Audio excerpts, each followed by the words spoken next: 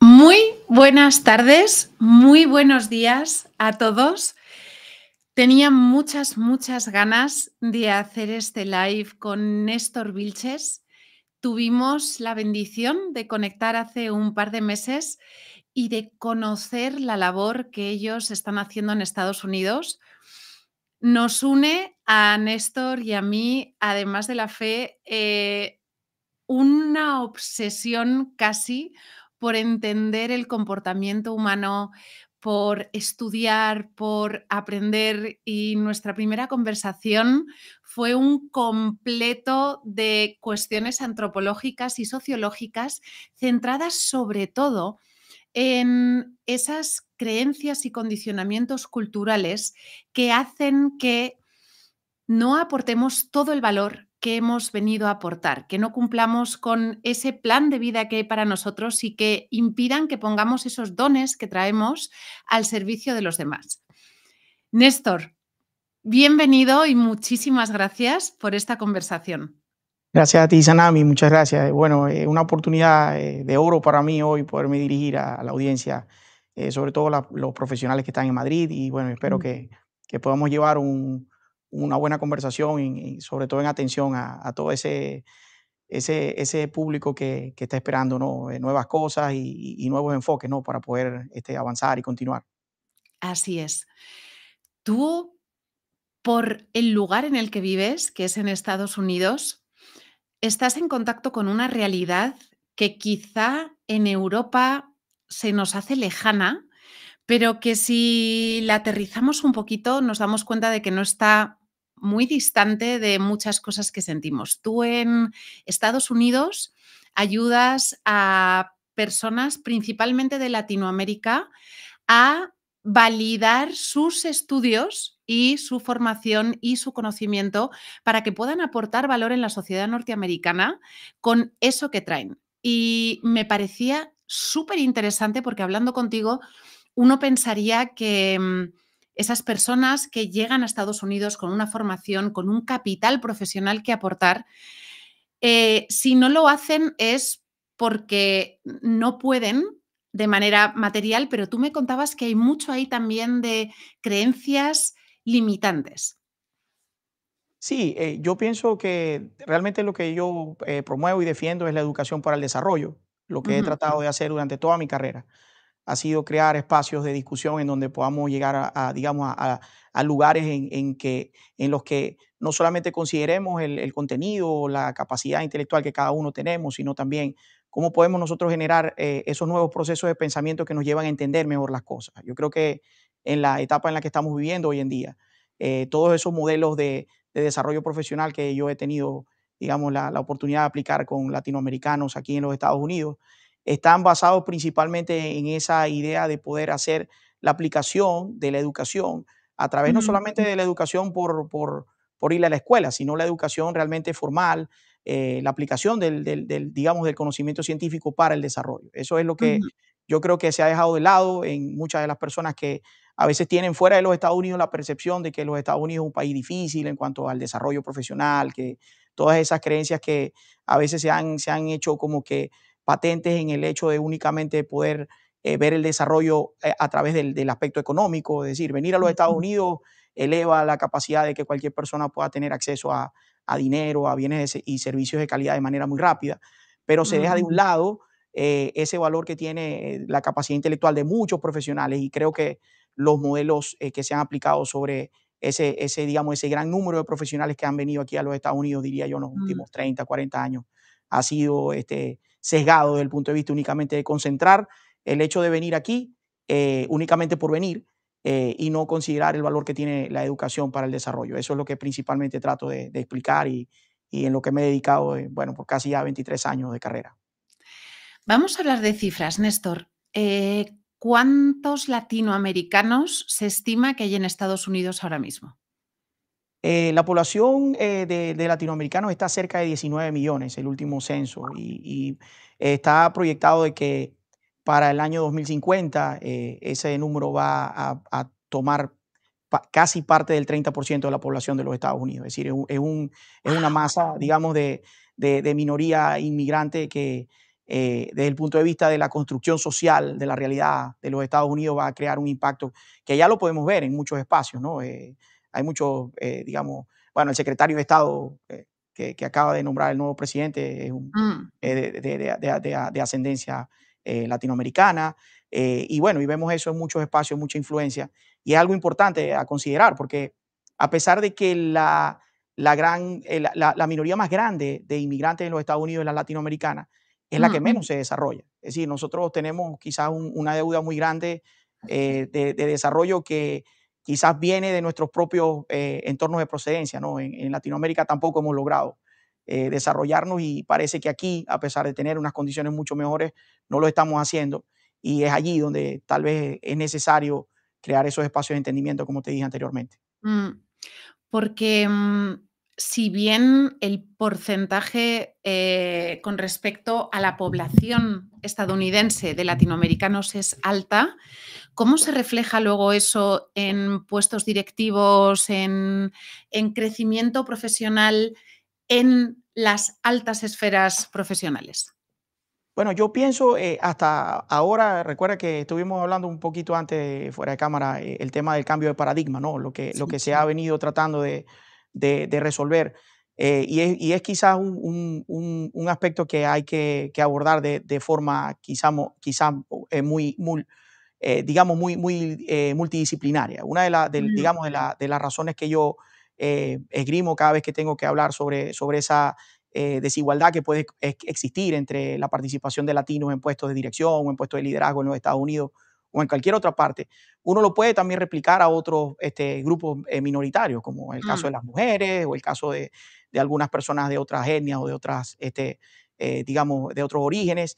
Y yo creo que precisamente esos temas de desigualdad quizás se deberían de ver no tanto desde el punto de vista en el que hasta ahora se han tratado de presentar como temas en donde, bueno, tengo que quitarle a uno para poderle dar al otro y poder sí. balancear, sino más bien hay una terminología que recientemente se está, digamos, tratando de cambiar. Tú sabes que aquí en los Estados Unidos se ha hablado mucho de equity, es decir, de Sí. igualdad, pero ese equity es una igualdad que representa eso, ¿no? Quitarle a uno para darle al otro, entonces hacer la cosa como Mm, que un poquito más nivelada. Pero realmente la igualdad, desde el punto de vista de lo que ha representado quizás el desarrollo, no solamente en los Estados Unidos, sino en todo el mundo, tiene que ver con la palabra equality, que es ujú. igualdad en el sentido en que todos tengamos las mismas oportunidades, todos tengamos quizás la oportunidad de esforzarnos cada uno de nosotros en la medida en la que lo podamos hacer, y sea dentro de ese equality, dentro de esa igualdad real, no dentro de una igualdad que tal vez puede ser sesgada en cuanto a los intereses que pueda tener un grupo u otro, que entonces digamos, la realidad social se pueda transformar y se pueda encontrar el desarrollo. Pero sí, creo que esos modelos de los que yo he venido trabajando en todos estos años son replicables a cualquier región del mundo, porque si nosotros podemos ir a Europa o a la región, digamos, oriental, más en Asia, nosotros vemos que son problemas realmente de entendimiento, de sesgo, Mm, quizás pienso que desde una perspectiva individual, es decir, cada uno de nosotros está siendo de alguna manera atacado y estamos como que en medio de una trampa cultural que nos está, digamos, llevando por caminos en donde pienso que en el siglo XXI no deberíamos tal vez estar así, deberíamos de tener una libertad mucho más holgada en cuanto al entendimiento y a poder aprovechar cada uno de los recursos y bueno, y de todas las cosas que tenemos para aportar cada uno en cualquier parte del mundo. así es. Me ha encantado ese concepto de trampa cultural, porque además, fíjate que cuando empezamos a planificar este directo, no era quizá tan actual el tema como lo es ahora mismo con el cambio de administración en Estados Unidos. Están cambiando muchas cosas. Justo hoy me hacían llegar, se ha publicado en The New York Times un listado de palabras que a partir de ahora se tienen que quitar de todos los comunicados oficiales y entre ellas equality, igualdad y un montón de ellas. Y para mí hay una sensación de que, ¿sabes? Estos péndulos culturales que se llevan muy a un extremo y cuando se sueltan se van al extremo contrario. Yo que colaboro con muchas organizaciones, sobre todo en tema de liderazgo de la diversidad, de todo tipo de diversidades de género, neurodiversidad, diversidad cultural, diversidad generacional. Y hay ya muchas grandes empresas que están retirando todos los programas de inclusión de la diversidad, un poco uniéndose a este cambio ideológico. Y me gustaría ver cómo se vive eso desde Estados Unidos, porque yo he tenido la ocasión de comentarlo con personas aquí en Europa, también en Latinoamérica, que acabo de volver de Chile y de Paraguay, pero me parece un tema muy actual y también muy en línea con esto que estamos hablando de esa igualdad real de derechos y oportunidades, independientemente de dónde vengamos. Bueno, gracias porque yo pensé que no íbamos a tener oportunidad de conversar sobre eso, pero para mí es sumamente importante y te voy Mm, a contar con mucha, digamos, sinceridad porque yo, como tú sabes, yo viajo por distintas ciudades de Latinoamérica dando conferencias y explicando mm, mi visión y lo que yo he podido investigar durante todos estos años de carrera. Yo creo que a los Estados Unidos se le ha dado una dosis inmerecida de ataques en ujú, cuanto a su modelo de desarrollo y a cómo hoy en día nosotros podemos ver que esta es la nación que más ha inventado, más ha patentado, más ha desarrollado y que la mayoría de los beneficios y privilegios que el resto del mundo disfruta hoy en día vienen de las universidades y de los institutos de investigación y de las compañías de los Estados Unidos. Eso es una verdad mm, que no tiene que ver absolutamente con ningún aspecto ideológico. Aquí ha habido una alternancia de poderes por casi 250 años, liberales, más conservadores, pero siempre ese resultado desde el punto de vista de lo que te acabo de decir parte mucho de la práctica individual de cada ciudadano de los Estados Unidos que se ha ujú, dedicado a estudiar, se ha dedicado a esforzarse, se ha dedicado a no echarle la culpa al de al lado, sino se ha centrado y se ha enfocado en lo que se tiene que enfocar. Yo creo que el tema de lo que estamos viendo con respecto a los cambios de políticas de diversidad, igualdad e inclusión, de diversity, equity and inclusion, eh, hay que estar un poquito más documentado sobre el hecho de qué fue lo que nos trajo hasta aquí. Es decir, qué fue lo que mm, hizo que esas políticas se propusieran en primer lugar. ¿Qué fue lo que hizo que esas políticas de alguna forma se pudieran haber desviado del camino en alguna situación? Y en mi opinión, y hablando como ciudadano de este país, ¿no? Ya que me he hecho parte de esta sociedad, yo pienso que todas las cosas que hoy en día nosotros podemos ver en los medios de comunicación y en las comunicaciones que se ven tal vez digamos, en las plataformas digitales, distan mucho de lo que verdaderamente está pasando y mm, eso no es nada, digamos, nuevo.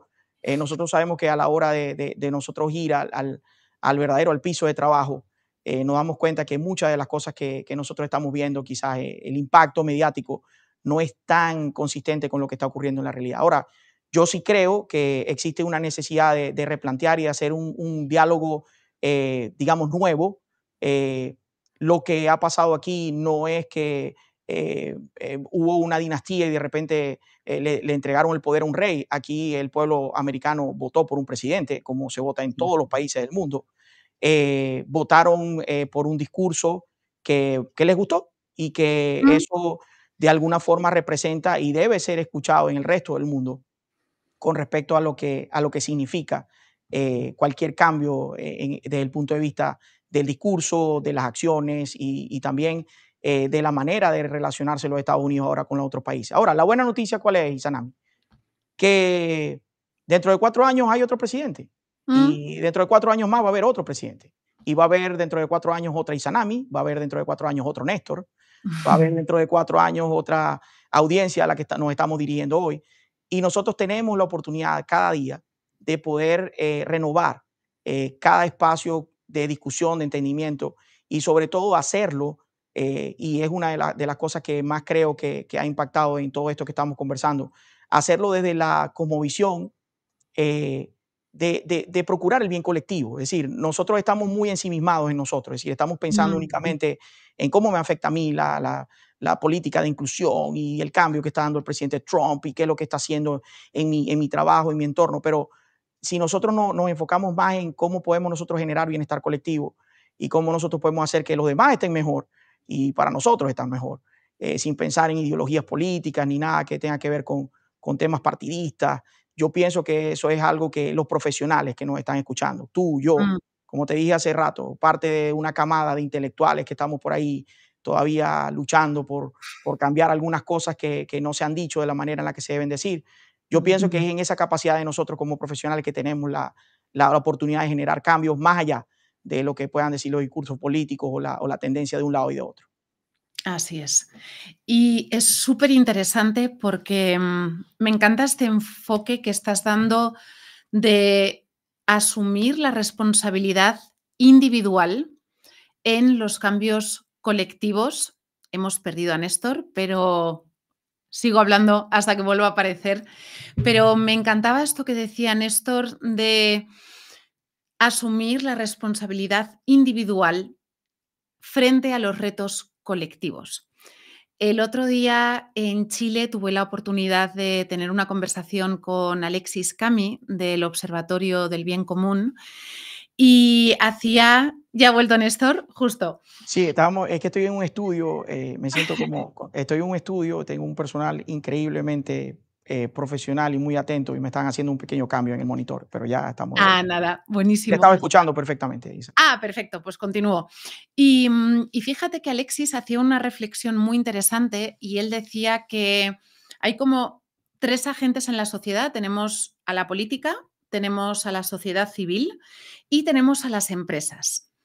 Y estamos viviendo una etapa en la que se está viendo una pérdida de valores a nivel social, una pérdida de valores a nivel político y una gran oportunidad para, desde el entorno profesional, desde el mundo de las empresas, desde los profesionales independientes, asumir un poco una responsabilidad que quizás hasta ahora habíamos delegado en políticos y sociedad civil y asumir desde nuestro área profesional la responsabilidad de empezar a incorporar valores en todo lo que hacemos, de liderar el cambio, de, como muy bien decías, dejar de echarle la culpa de lo que no funciona a los que no están haciendo nada o a la política o lo que sea, y asumir y decir, oye, yo como individuo o como profesional o como organización, ¿qué puedo hacer? ¿No?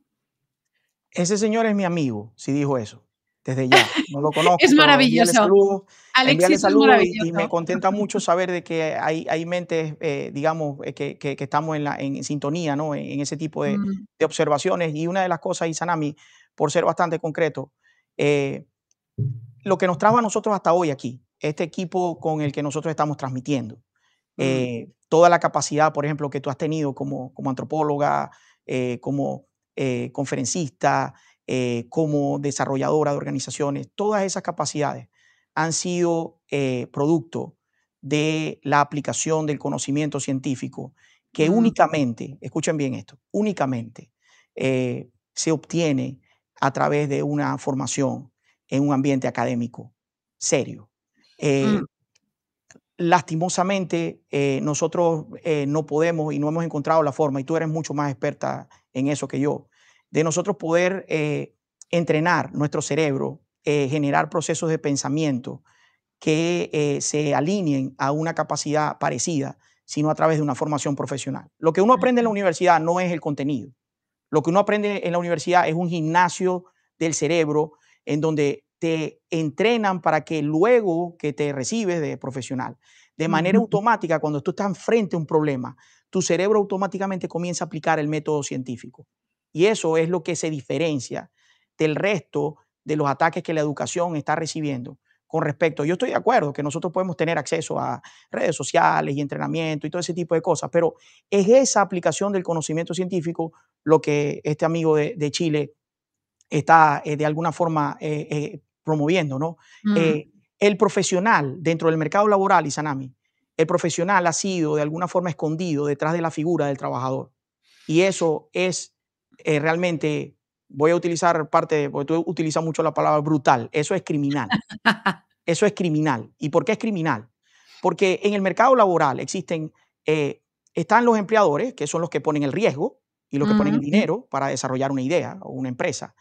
Están los trabajadores que ejecutan el trabajo, pero en medio están los profesionales quienes son quienes transforman ese riesgo a través de su capacidad intelectual, la aplicación ujú. del conocimiento científico para generar el valor. Y son los que le instruyen y crean todos aquellos materiales intelectuales o no, que los trabajadores luego van a aplicar en el mercado laboral. Exacto. Entonces, nosotros hemos escondido a los profesionales prácticamente en una bolsa por los últimos 50, 60 años. Los profesionales están en muchos países de Latinoamérica y en Europa también.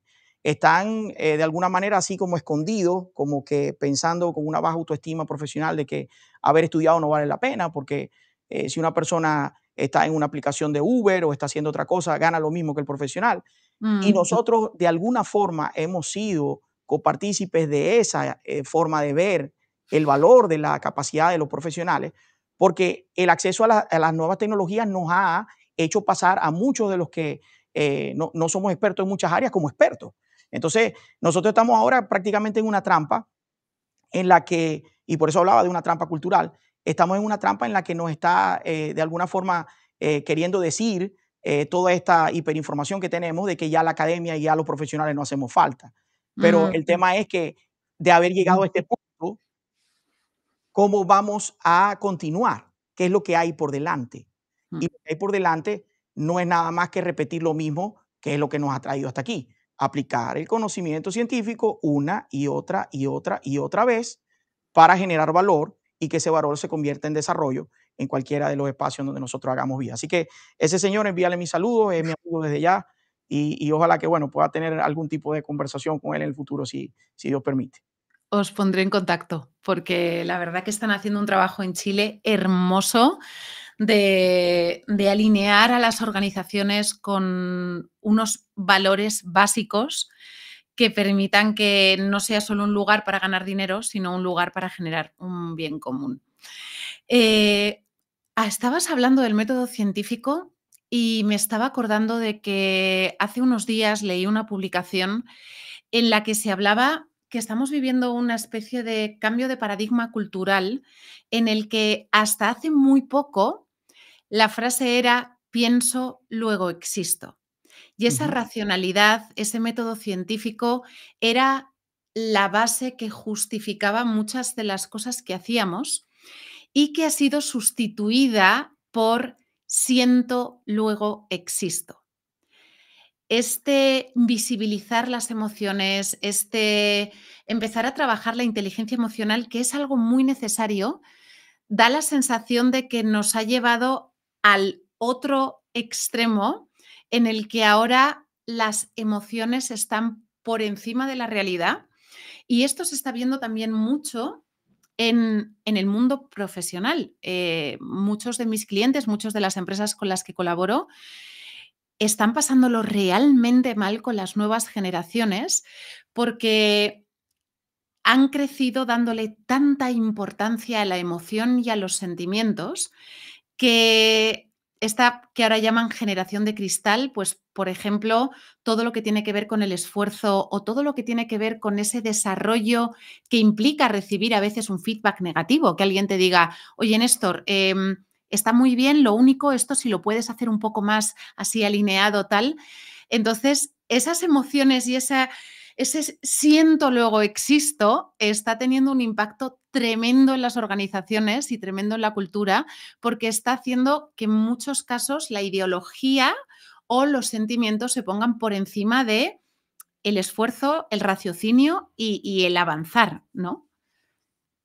Bueno, tú sabes que yo, y mucha gente no lo sabe, y a veces uno en el terreno profesional y en el plano científico, cuando uno trata de relacionar algunos de los procesos de pensamiento que utilizamos como profesionales que se alinean, por ejemplo, a un principio bíblico, a uno lo miran así como raro. Y dicen, bueno, aquí viene este loco a decir algo de Dios y este no es lo que estamos hablando. Pero sabes que Salomón escribió en Eclesiastés que no hay nada nuevo bajo el sol, ¿no? Ujú. Todo está digamos, hecho. Y si nosotros miramos un poco hacia atrás lo que estamos viviendo con esta generación nueva, con respecto a lo de las emociones, tenemos que, sí, estoy completamente, y es más, yo me declaro culpable de no haber sido un poco más preocupado por desarrollar esos soft skills de la inteligencia emocional y de poder entender un poco mejor cómo puedo yo, además de poder tener una capacidad intelectual digamos, de algún nivel, poder gestionar eso para poderlo aprovechar mucho más para el desarrollo de los que están a mi alrededor y sobre todo de la carrera, ¿no? En sí. Pero allí yo sí quisiera aportar, estando plenamente de acuerdo con lo que acabas de decir, es que si nosotros desde cualquier enfoque, el enfoque psicológico, antropológico, sociológico, nosotros vemos de dónde parten las emociones y muchas de las emociones, por supuesto, tienen un arraigo en la, digamos, en la transferencia genética de cada uno recibimos, pero también hay un arraigo sumamente importante en cómo la cultura y cómo nuestro entorno nos ha programado a nosotros para nosotros dar respuesta en nuestras edades ya un poco más adultas. Yo pienso desde mi perspectiva con respecto al tema de las emociones o de ese nuevo, digamos, enfoque de siento, luego existo, es que hay que tener mucho cuidado con la capacidad que tienen las emociones para hacer relativismo.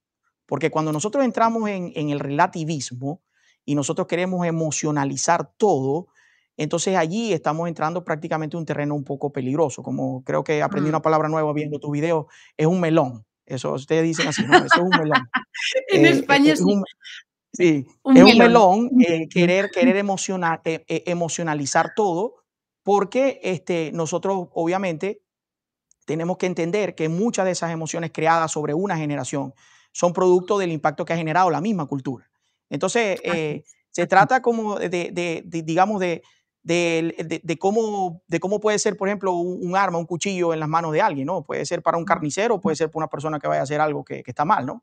Y allí es donde verdaderamente yo creo que la incorporación de ese cambio de paradigma debe estar sí o sí enmarcado en un tema de tener un pleno control, de entender qué es lo que verdaderamente se debe hacer y se debe aplicar desde ese enfoque del siento, luego existo. Y estoy completamente de acuerdo, yo creo que esas habilidades blandas hoy en día son incluso muchísimo más importantes que muchas de las otras habilidades técnicas que se han desarrollado. Y es por eso que, bueno, profesionales como tú están digamos, tan necesitadas, ¿no? Tan buscadas, Mm, digamos, no solamente en necesidad, sino en un tema, creo que es un tema lógico mm. para cualquier organización hoy en día, contar con profesionales así como tú, porque no hay otra manera de poder crear un espacio para abordar ese tipo de situaciones, vuelvo y repito, generacionales que se Ujú. están dando, sino a través de un enfoque profesional como lo que tú y otros profesionales así como tú están brindando. Vamos a volver, Néstor, a esa parte cultural latinoamericana y sumaría hispana también. Yo en uno de mis primeros emprendimientos tuve la oportunidad de abrir oficinas y contratar equipos en Alemania, en Reino Unido, en Francia y en Italia. Y me di cuenta de una cosa que yo creo que cualquier español que esté viendo esto se va a sentir identificado, que es ese complejo que tenemos de inferioridad absoluto en el que presuponemos que, y perdonadme, ¿vale? Estoy generalizando, que nadie se me ofenda, pero presuponemos que igual los italianos no tanto, porque entre España y Italia tenemos ahí nuestras cosas, pero presuponemos automáticamente que cualquier persona anglosajona o alemana o de Europa del Norte va a ser mucho más productiva o mucho más eficiente que un español, ¿no? Trabajando.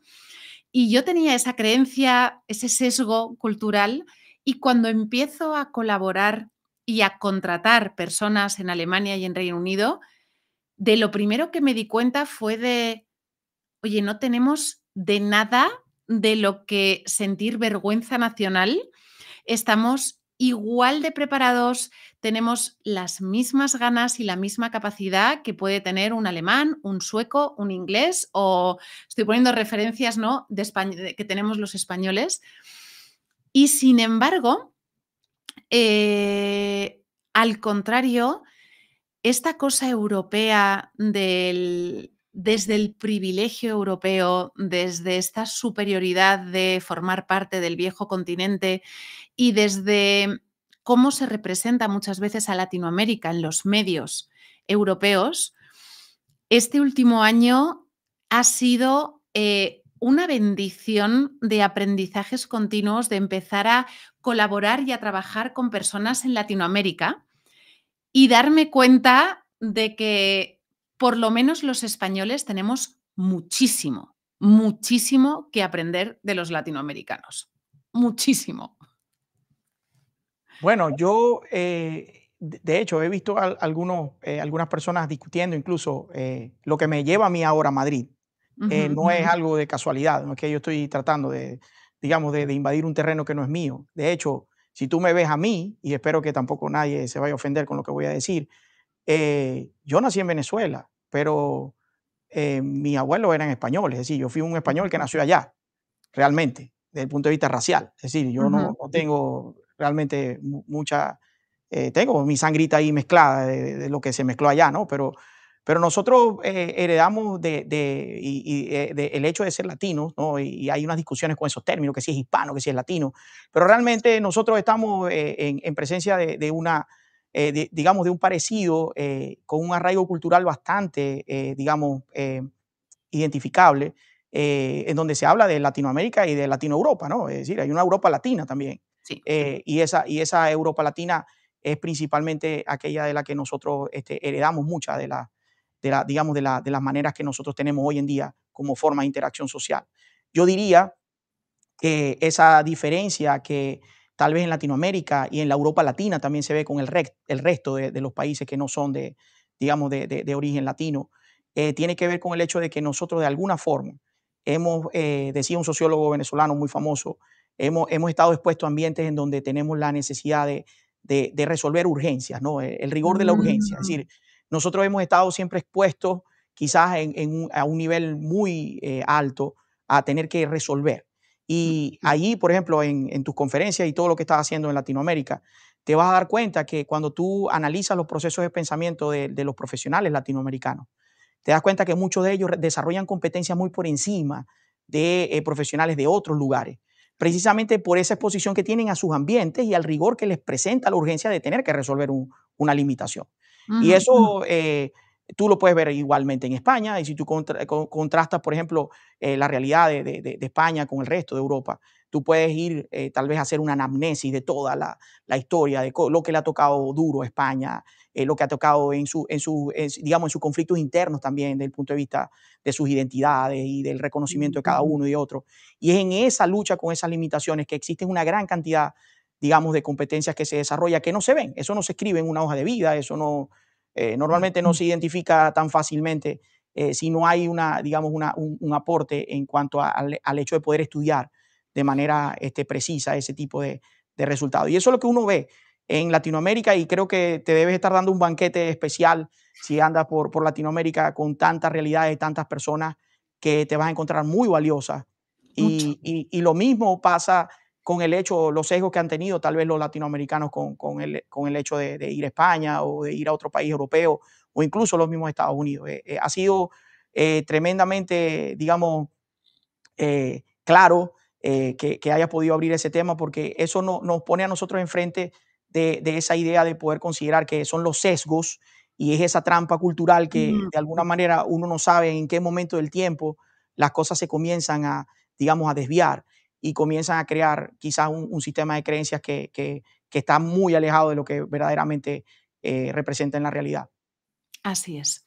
Fíjate que una cosa que comento con amigos empresarios aquí en España está muy relacionada con esto que decías de esa necesidad de tomar decisiones urgentes, de esos profesionales que han crecido en la incomodidad y que han desarrollado unas competencias muy por encima de quizá las que han desarrollado profesionales en otras culturas en las que lo han tenido mucho más fácil. Y eso te permite poner en muchísimo valor al migrante, o sea, la persona que abandona su país para irse a otro país por necesidad de salir donde está y también por deseo de crecer, de conocer mundo, de hacer cosas diferentes. Lo que los venezolanos estáis haciendo en España es una cosa extraordinaria.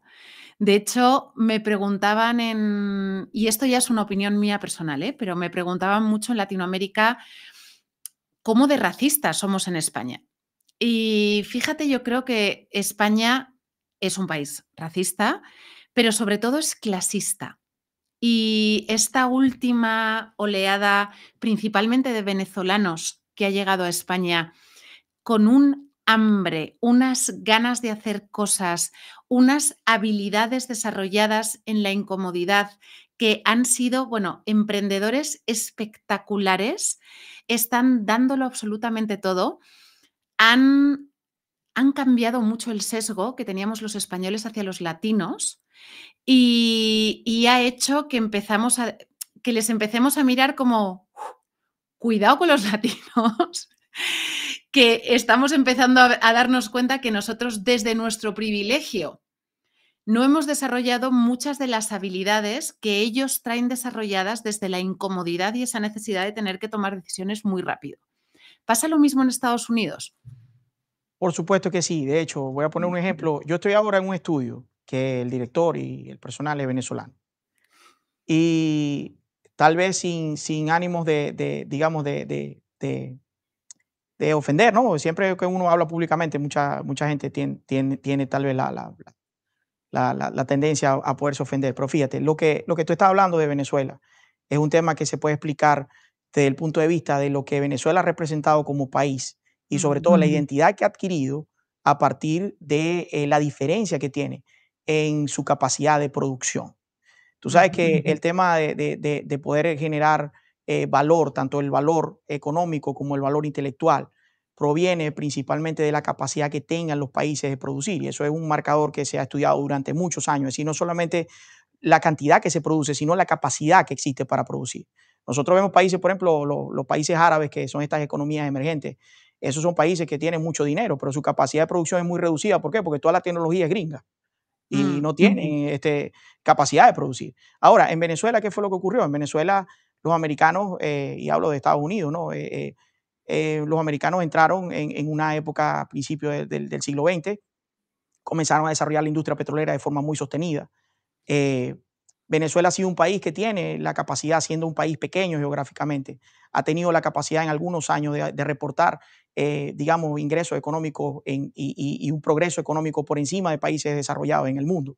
Entonces, claro, cuando uno traslada eso a la exposición que puedan haber tenido tantos millones de venezolanos a un ambiente de primer mundo en un país latinoamericano, en contraste al resto de los países, y no quiero, tal vez, yo he tenido que explicar esto a veces en disertaciones serias, en lugares serios, y a veces me quieren sacar a golpes, porque yo les digo, no, Latinoamérica es una cosa y Venezuela es otra.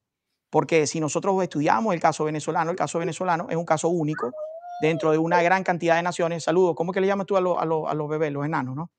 Los enanos. Hola, Dile así, hola, Néstor, que estamos en hola, directo, Gordi. sí. A ver. Eh, una de las cosas que quizás se ve en ese reflejo de lo que estás diciendo sobre los venezolanos, ¿no?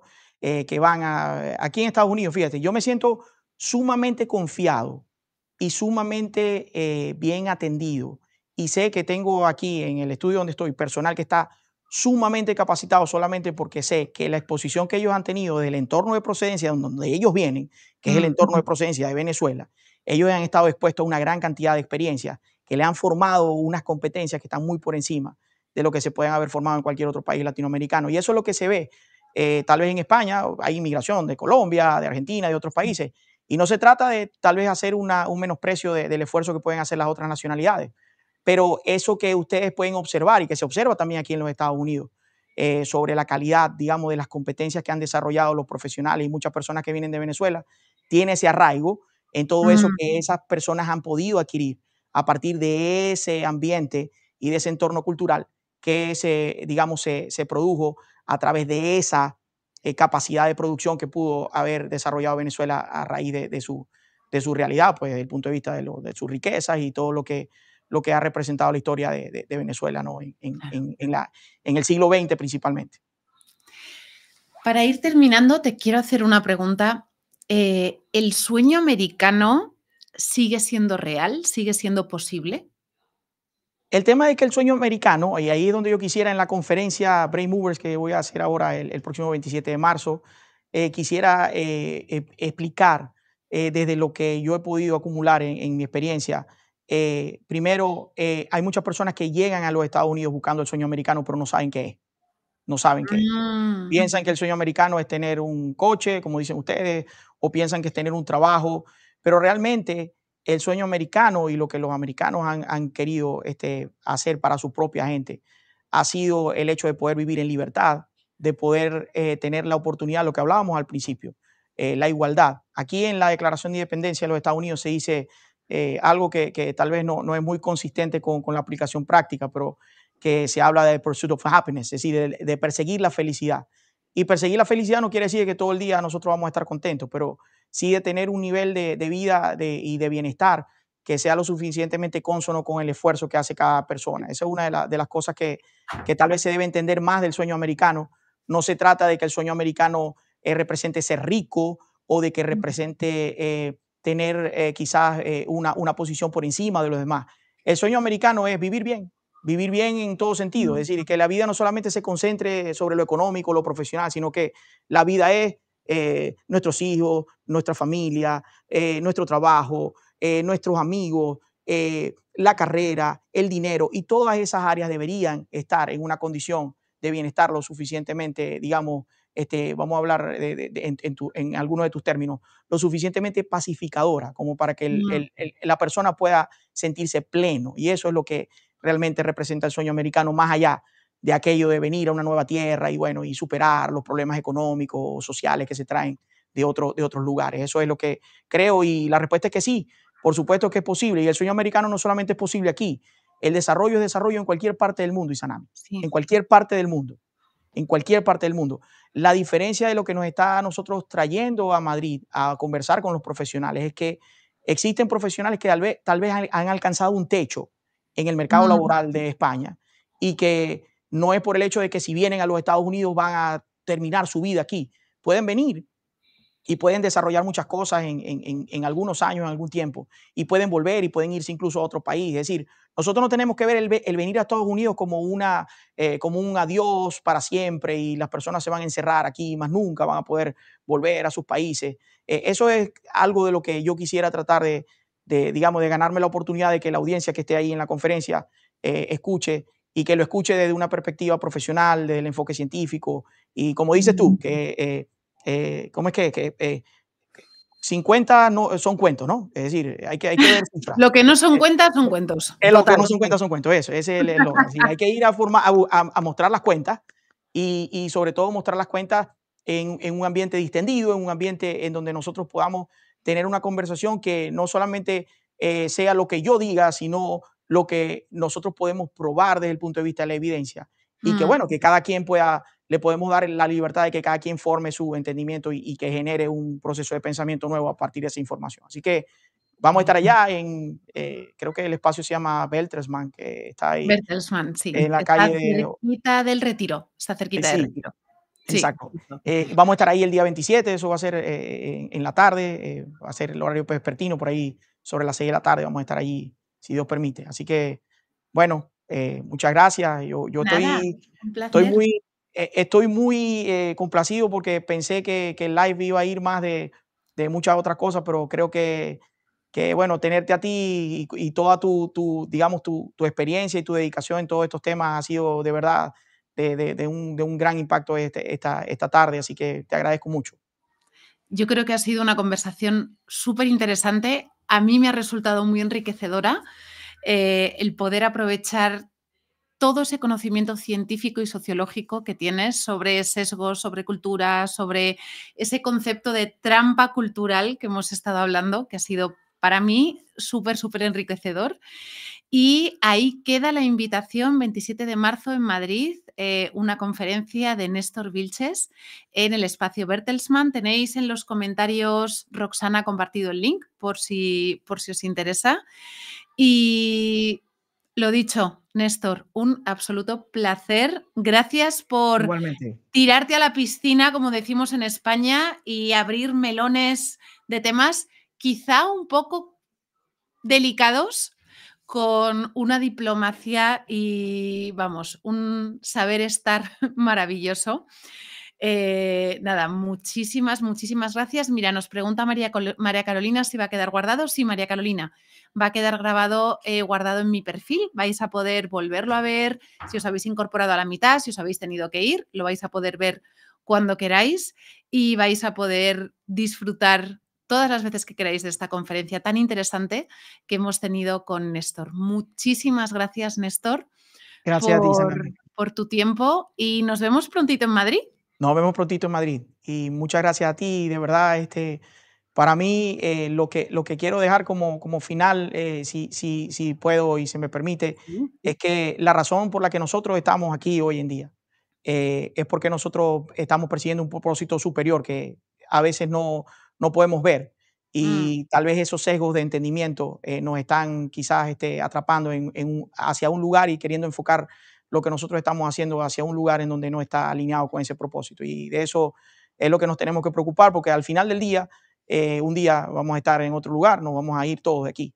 así es. Y lo importante es qué es lo que podemos hacer por esos enanitos tuyos, por los enanitos míos y por los enanitos que vienen después de ellos. Esa es una responsabilidad que todos los profesionales tenemos y si Dios nos dio la capacidad de ser profesionales, tenemos que poner eso al servicio del desarrollo y de que los que vienen después de nosotros la tengan en una condición mucho mejor que la que nos la entregaron a nosotros. Así que ese es mi cierre. Te agradezco muchísimo, estoy encantado de haber conversado contigo. Tú eres una mujer no solamente inspiradora, pero eres un ejemplo, creo que no solamente para las mujeres, sino también para los hombres que entendemos el valor que tiene tener valientes así como tú, enfrentadas a tantos melones, como tú dices, a diario, tanto dentro como fuera, como dentro en cámara y fuera de cámara. Así que bueno, te felicito y bueno, le pido a Dios que bueno, que te siga dando esa fuerza, ese poder, siempre y cuando estés dispuesta a que Él te use y te lleve mucho más adelante. Y sé que van a venir muchas cosas impresionantes que nos va a regalar y nos va a dar en los próximos días, años. Así que bueno, te felicito y gracias, Isanami, de verdad, de corazón. Nada, de corazón, Néstor, todo por su gracia y para Amén. su gloria. Así es. Un abrazo enorme y nos vemos en Madrid o nos seguimos viendo por aquí por LinkedIn.